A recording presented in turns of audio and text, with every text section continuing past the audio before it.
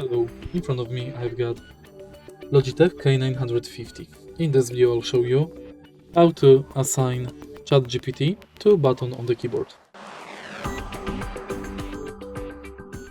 In order to assign ChatGPT to a button on the keyboard, let's go to Logitech Option Plus app.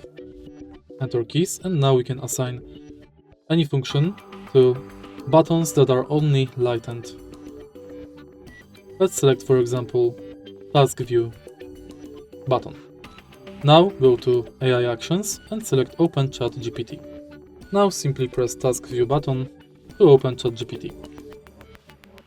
If you find this video helpful, please leave like, comment and subscribe. Hello, in front of me I've got Logitech MK950. In this video I'll show you how to manage Easy Switch feature.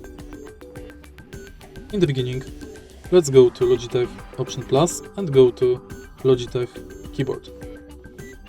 Enter Easy Switch. Make sure that your keyboard is connected to at least 2 devices. Next, you can simply switch the devices via clicking on them. If you find this video helpful, please leave like, comment and subscribe.